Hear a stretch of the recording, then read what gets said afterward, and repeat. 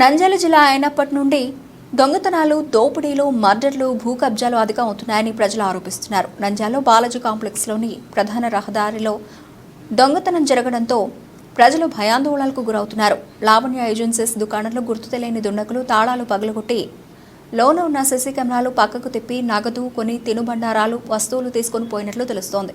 పట్టణంలో దుకాణాలు అన్ని దాదాపు 10 గంటలకే ఆన్లు మూసేస్తున్నారు. రాత్రి సెకండ్ షో వరకు ప్రజలు తిరుగుతారు కాబట్టి ఇబ్బంది ఉండదు. రాత్రి 1 గంట నుంచి 4 గంటల మధ్య దొంగతనాలు జరుగుతున్నాయని తెలుస్తోంది. కేవలం 4 గంటలు పోలీస్ గస్తీ సరిగా లేదని ప్రజలు ఆరోపిస్తున్నారు. గతంలో డీఎస్పీగా, నేడు ఎస్పీగా పనిచేస్తున్న రాజశేఖర్ బాబు దొంగతనాలు నివారించడానికి వేగం అనే కాన్సెప్ట్ పెట్టడంతో పోలీసులు ప్రజల సమన్వయంతో నేరాలు అరికట్టేవారు. ఇటీవల బాలాజీ కాంప్లెక్స్లో తరచూ దొంగతనాలు అధికంగా జరుగుతున్నాయి. పోలీస్ శాఖ రాత్రి వేళలో గస్తీ ముమ్మరం చేయాలని ప్రజలు కోరుతున్నారు. గుళ్ళల్లో అన్ని ఓపెన్ చేసినారు, స్టాక్ లేక అన్ని ఓపెన్ చేసి పెట్టుకున్నారు. అట్లా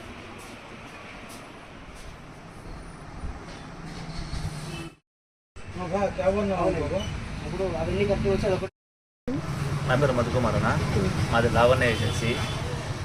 నైట్ ఇంటికి వెళ్ళేటప్పుడు ఇక్కడ ఉండే షట్టర్ మొత్తం వేసినాము, బయట దాన్ని కూడా మొత్తం బీగాలు వేసినాము, లోపల వాటి కూడా బీగాలు వేసినాము, ఇక్కడ మెట్ల దాన్ని కూడా లాక్ వేసినాము.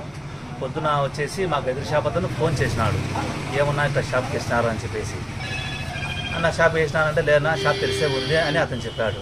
వచ్చి చూసేసరికి ఆ వాకిల్ ఓపెన్ అయి ఉన్నది, ఈ షట్టర్ వచ్చేసి సగం వరకు ఓపెన్ చేసి పెట్టి ఉన్నారు.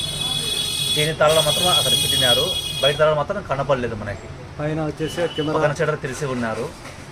ఇక్కడ సీసీ కెమెరా కూడా వచ్చేసి పైకి మర్చిపెట్టారు. అక్కడ కొన్ని స్టాకులు మాత్రం కింద పన్నాయి.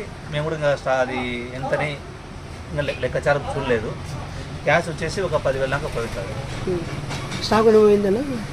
స్టాక్ అయితే నాకు ఒక ఐటమ్ కూడా చూసుకొని కుదరదు. గూగుల్ పౌడర్ మాత్రం స్టాక్ తక్కువ ఉందన్న. కొద్దిగా పోలీస్ వాళ్ళు కొద్దిగా నిఘా పెట్టి కొంచెము ఇలాంటివి జరగకుండా చూడండి సార్, చాలా బాగుంటుంది.